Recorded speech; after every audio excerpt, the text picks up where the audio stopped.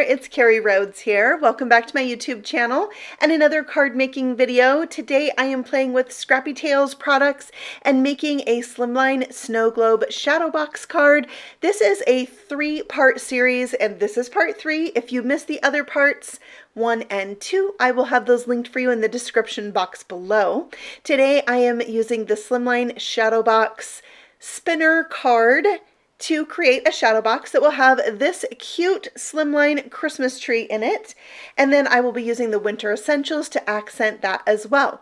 For this card, I am going to make my own backgrounds to die cut the shadow box globe part from, the snow globe part from, and I'm using Lucky Clover Distress Oxide ink and coming up from the bottom of this panel of paper, and then I'll bring in some cracked pistachio. So it's going to be kind of an ombre effect going from dark to light.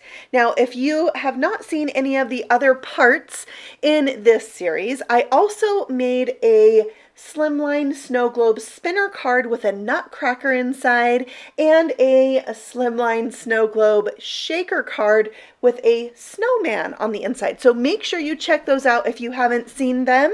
And this one is going to have that Christmas tree in it. So there's several die options that are add-ons to this Slimline Snowglobe that you can get. There is also like a little village scene. So I'm going to have all of those linked for you below so you can check them out. And so many different ways to use this die, which is why there have been 3 parts.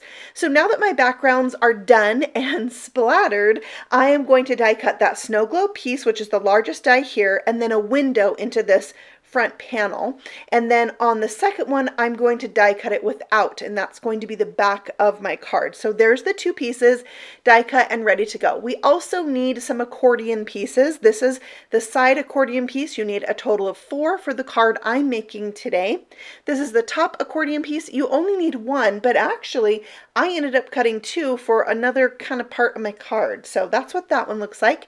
This is the bottom accordion piece, and you only need 1 of these. So die cutting all of those to show them to you, and now let's look at how to fold them. All of them are going to be kind of that peak valley fold, or an accordion fold, or a fan fold, a Z fold. So for these particular pieces, the side pieces, I like to fold them in half and then fold either side back. It seems like the easiest way to get it really folded neatly so all the sides are the same. Yeah, so do that to all 4 pieces, and then we're going to connect 2 together. So I'm going to put a piece of double stick tape on one outside edge of that piece, and then I'll put another piece on the other end, but this time on the inside, so I can connect it to that other piece. So I'm just going to slide 2 together like that, continuing that same peak valley fold. And then once that's done, I'll put another piece of double stick tape on the outer edge. We're going to repeat that with the other 2 pieces, so I have a total of 4 pieces. This is the exact same way I have done it on the other cards, but there are other ways you can put this together depending on how you want to create your shadow box, which we'll talk about it as we go on.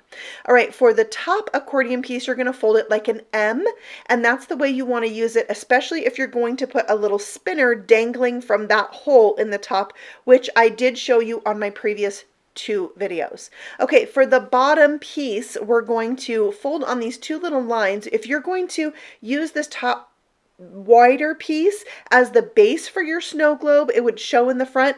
That's why there's a little like 1/4 of an inch gap that you fold there so that the front of the card can kind of rest in there and it has enough space.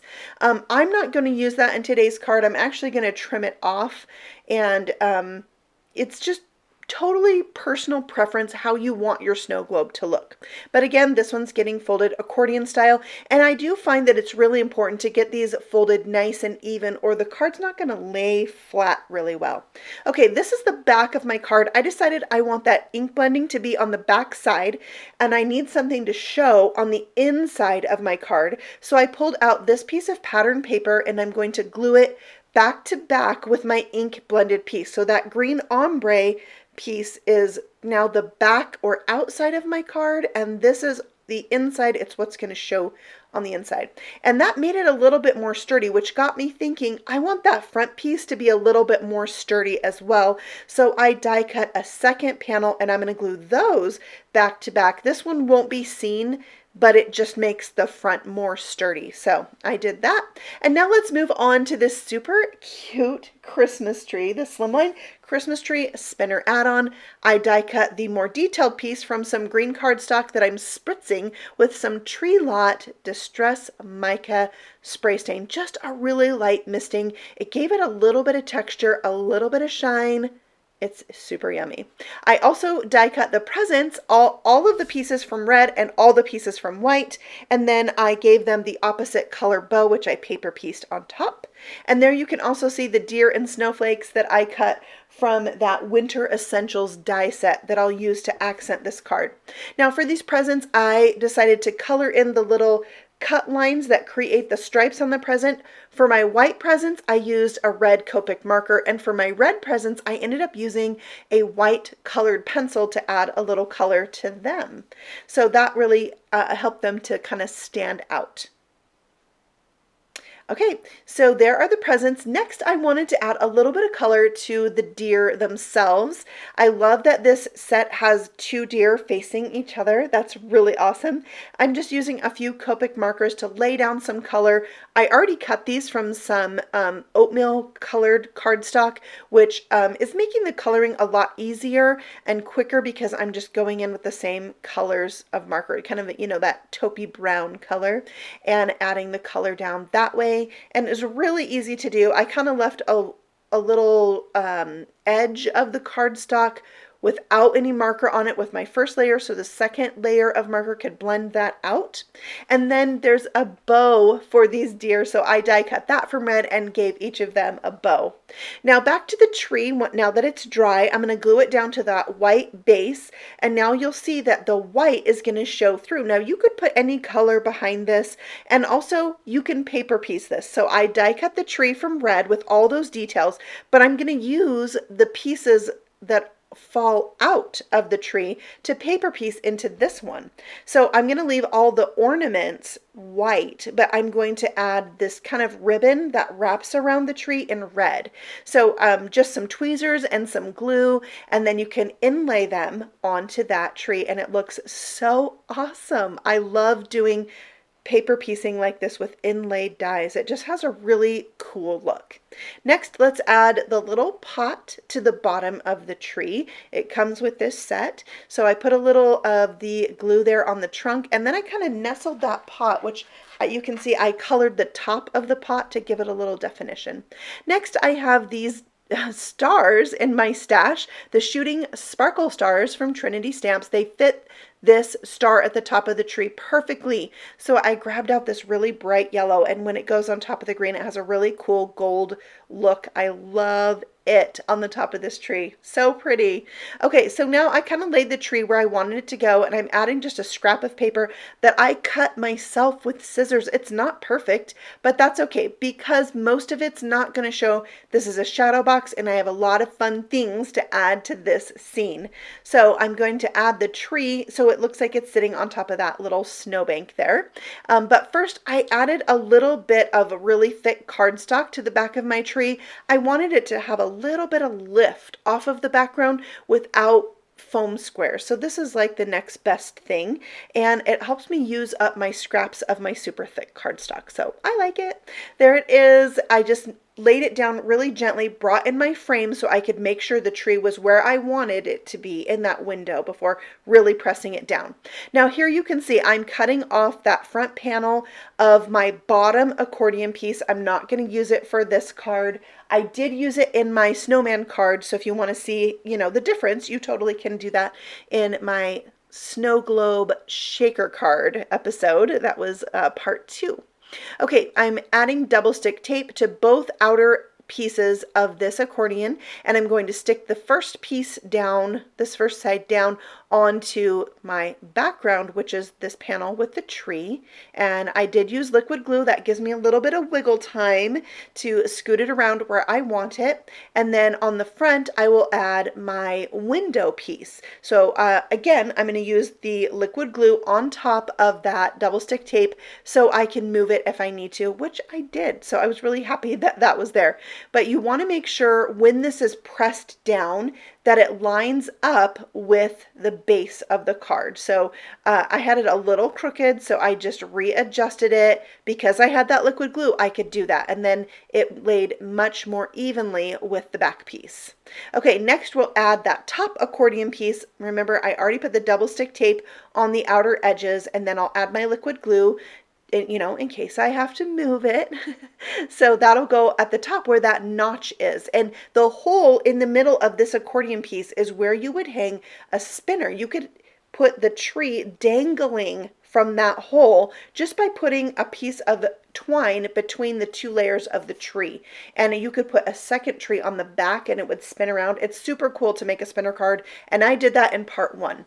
So I now die cut from my scraps of my blended paper just the bottom half of this snow globe shape. Now you could die cut the entire panel again to make a shadow box card and have multiple snow globe shapes attached to this bottom accordion piece. That's the way that Sabrina, who designed this die set from Scrappy Tales, has made hers. I'm just going to do a couple little hills in mine, and the first one I'm attaching the presents to, and you can see most of this hill is going to be covered, which is why I just fussy cut it and, you know, cut a little rounded shape with my scissors. I did not use a die for that. And then this is going to be attached to one of the other sections of that bottom accordion piece.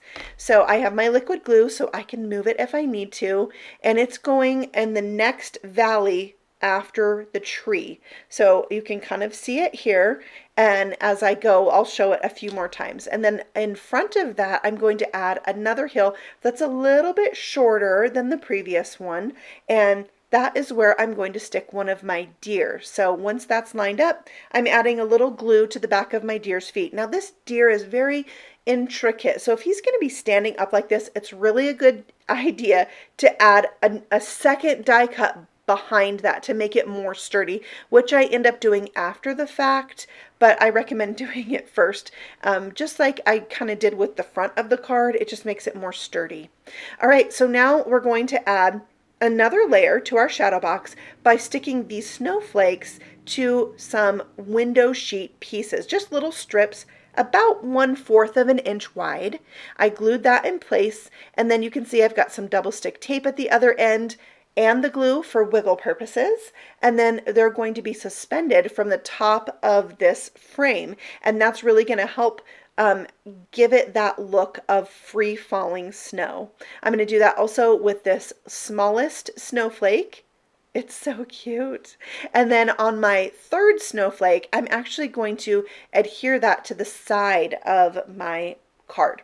Now here, I also ended up doubling up these snowflakes and making them a little bit more sturdy with a second die cut, and that really just helps when you have things kind of like hanging there as well.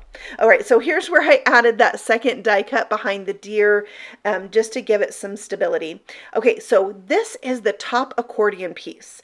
I die cut 2 of these to add some more stability behind my 2 hills. And this is going to help them not kind of fall backwards and prop them up a little bit better. So I'm adding liquid glue because I really knew I was probably going to have to scoot this around a little bit. So liquid glue was the way to go. So I just put it behind the hill like that. And then once I had it where I wanted, I pressed the card shut and held that in place. And that helped stabilize that little hill. Can you see that there? Just like that. And I'm going to do the same exact thing behind the hill with the deer. So it's really going to help it stay standing up and keep it more sturdy, but because it's that accordion fold, my card will still lay flat and be able to be mailed in an envelope. Now these cards get pretty thick, so you might want to consider sending them in a bubble mailer or in a package. Like if you're sending a box to somebody, then you could send, lay this in there. Otherwise, a bubble mailer would probably be your best bet. Okay, let's add the side accordion pieces. Again, I highly recommend the liquid glue to adhere these, but you're just going to put them on the side here. Now, they don't seem like super necessary for the card, but this card is so long that it's really helpful to have that extra stability on the sides. So I highly recommend adding these side pieces. Now, because these come in, I added 2 of these together. So they come smaller. They die cut smaller. You can create your shadow box with full snow globe shaped dies, and instead of hooking the 2 side accordion pieces together, you could have 3 snow globe shapes, and it would go snow globe shape, side accordion piece, snow globe shape, side accordion piece that would attach to the front of the card. So you'd have 3 snow globe shapes. Does that make sense? You could do your shadow box like that instead of the way I did with the little hills at the bottom. Like I've said before in my other videos, this die is so versatile. All right, so now I am bringing in this cute little stamp set, this countdown to Christmas, and doing something crazy and wild. You can see I've clipped my card together there to help it lay flat and stamped directly on my card, and it did not go well. So plan B, I'm going to stamp the Happy Christmas with Versamark ink onto some red cardstock and emboss it with some white powder. I did use anti-static powder tool before I stamped it, and I still got a little bit of straggly powder around the H, even though I thought I got it with my little scrapey tool. But now that that's embossed, I'm going to cut it into a banner shape, and that will go at the top of my card and cover up my boo-boo. Kind of sad about it, but I think the banner looks really good at the top of this card. On my other cards, I have put a snowflake at the top of this card. I have put ribbon, so it's kind of fun to figure out something different to put at the top of this card today. I needed a little extra something at the bottom of my card, so I added the presents there, and maybe you saw I added some more of those really cool stars at the top in blue, and it's just all about embellishment at this point. I did bring in some more rhinestones and put them in the center of my snowflakes. I just like to repeat that blue that's in the background on the snowflakes, and it helps the background really pop. And now these are just rhinestones that come in like 5 different shapes. So I have each one, or 5 different sizes. So each one has a different size on it, and I think that's really charming. These are the Aquamarine Ripple rhinestones. Now for the presents on the front of the card, I thought I would get a little extra something special for them. So I have my diamond stickles I'm adding to it, and that's going to look really good once it's all dry, except I did pick up my card and smudge it before it was all the way dry. Oh, so I had to clean that up a little bit. But that's what happens. Life happens. Kind of like stamping at the top of your card. I took a risk and it didn't pay off, but I went with it anyway. All right, so this extra piece here, I thought would be the perfect panel to write a little message on, and then you could glue it onto the back. But I'm not going to do that till I actually write on it. It'll be a lot easier to write on flat and then stick it on. So when I'm ready to mail this, I'll be doing that. So there is my Slimline Snowglobe Shadow Box card. The one thing I haven't shown you that I'd really like to try is just to use the snow globe shape itself on a flat card. I think that would look really good. Well, I thank you so much for sticking around for this long video, and if you're interested in checking out the other cards I've made, they are linked for you below, as well as the supplies I used. And I will be seeing you all again very soon on the next video. Happy stamping! Bye!